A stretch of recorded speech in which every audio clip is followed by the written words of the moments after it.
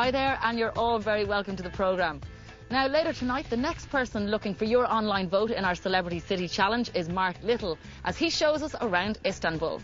And John Kelly takes some time out in Louisiana to soak up the culture of Cajun country. Right, over to Central America now, where I recently spent some time in the Mexican highlands.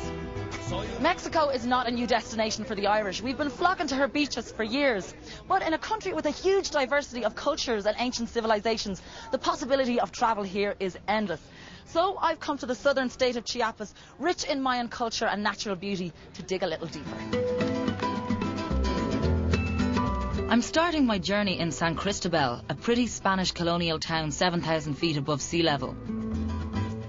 It's known as a sort of cultural crossroads where people from nearby Mayan communities come to sell their wares to backpackers and tourists. Out of 4 million people, Chiapas has an indigenous population of over 1.25.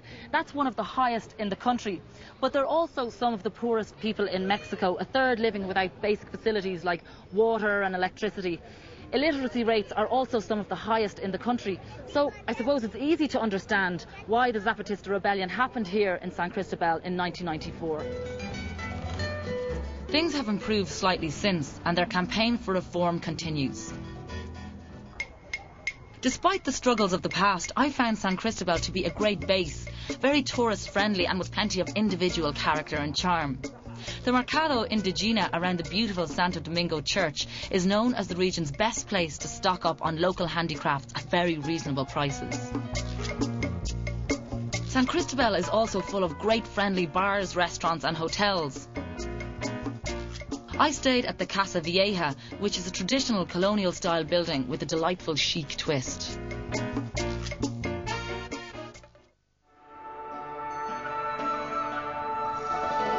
After my time in San Cristobal, it's time to head 80 kilometres west in search of adventure in the Sumidero Canyon.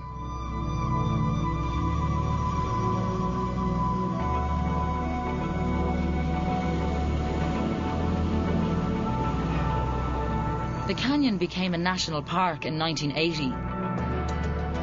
My guide, Adriana, is taking me down the Grijalva River to see some of the flora, fauna and geological features unique to here.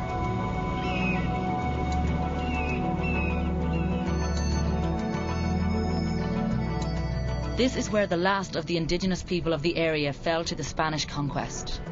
The Chiapanecas had a reputation for being a hugely fierce people. They resisted the pre-Hispanic Aztec domination, and legend has it that when the Spanish eventually did get here, rather than surrender their culture in an act of defiance, they flung themselves from the top of these cliffs.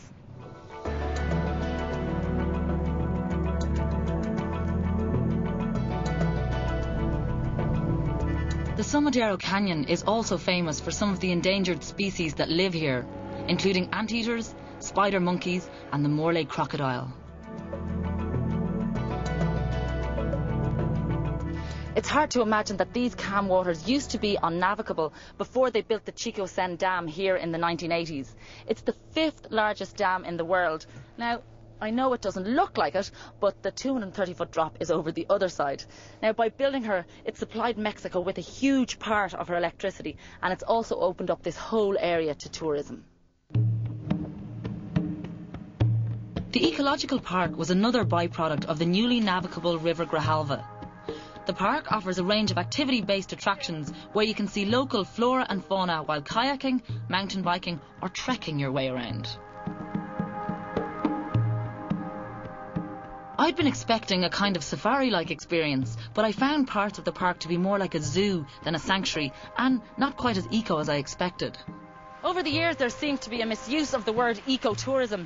To me, it means encouraging responsible tourism that has little or no damage to the environment.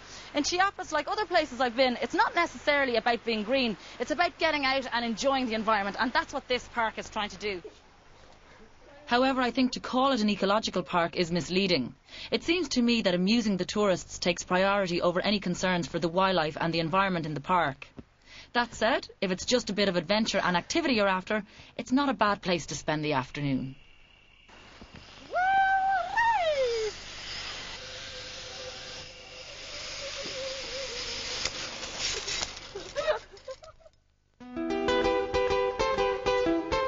Zinacantan is a village that's worth spending an afternoon in, if only to experience the Zinacanticos' love of colour, especially when it comes to their clothes, both men and women. The women are also known as fantastic weavers, which makes it very difficult to leave without picking up a few prezzies for home.